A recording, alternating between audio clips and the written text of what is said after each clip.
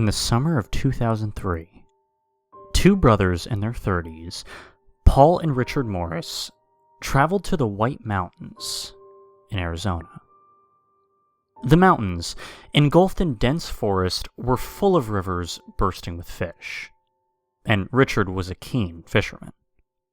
The Morris brothers were heading there to get away from it all for the summer, and were wise to pick this location as its remoteness provided peace, away from other people. The two would stay in their uncle's solitary cabin, located deep in the central, forested part of the range. Their uncle had sent an email to them about the cabin weeks before, and he said that he was giving it up for them as he was moving into retirement. After a several-hour cycle ride, they finally arrived at the cabin. They brought in their belongings and noticed that the cabin had a computer, which Paul checked out. Perfect for storing photos and for emailing their friends about their trip. There were no files on the PC, or even a password, so they assumed that their uncle had left it free and clear for their own use. Later that evening, they went out fishing to a river about a mile away. Richard knew that the rivers there had all the best salmon and trout, and he hoped that he would make the catch of the day.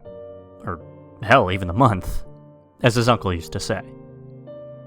After more than an hour of fishing, the two set off back home with a fresh catch to eat by the fire. Paul had taken some photos of the fish that they had caught, and went onto the cabin's computer to upload them. However, as they entered, Richard noticed an unusual trail of a brownish-black sooty substance that was leading into the house from the edge of one of the floorboards. Richard followed the trail and saw it led to, and stopped abruptly in front of the computer. Paul asked him what he was doing, and Richard pointed out the trail for him. Feeling disturbed, Paul decided to upload his photos to the PC while Richard studied the substance to work out what caused it. He first thought it must have been a small fire, or something like that. Richard looked at the floorboard where the trail started, but couldn't lift it up. It was stuck like cement. And meanwhile, Paul had noticed an untitled file in the Documents folder. This was peculiar, as when he logged on, previously it was empty. Opening the file, his jaw dropped, and he nearly fell off his chair. Richard was alerted by his brothers shouting and rushed to the scene, and Richard tried hard not to cover his eyes when he saw the screen.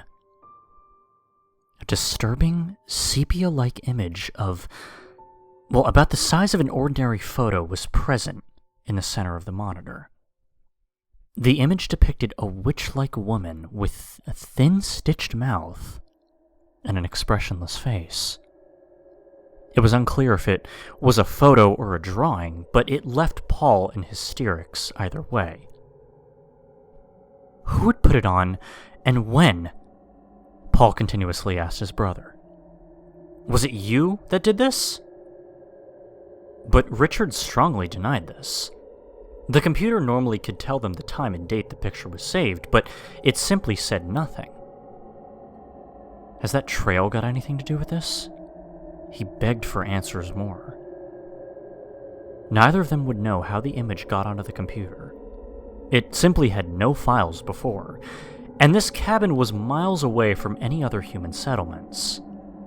The cabin included padlocked doors and windows and 24/7 CCTV, which were mainly there for deterring dangerous animals, but the brothers could find no evidence from these to solve how this chilling work of art could have gotten onto the computer.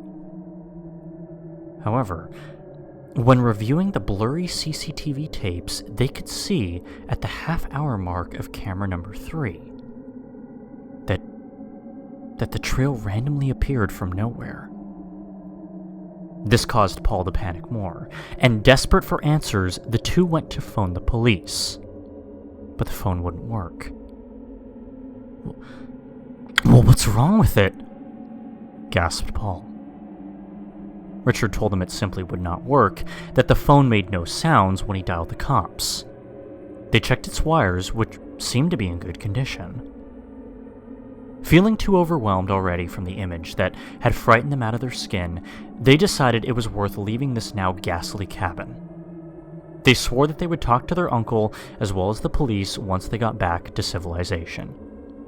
They called the cops upon arriving back home, who went to investigate with them along with the detectives.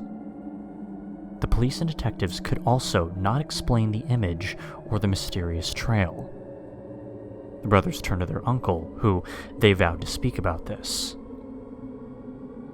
"Why did you send us to that creepy cabin of yours?" Richard snapped to him over the phone, to which their uncle replied, But I don't have a cabin."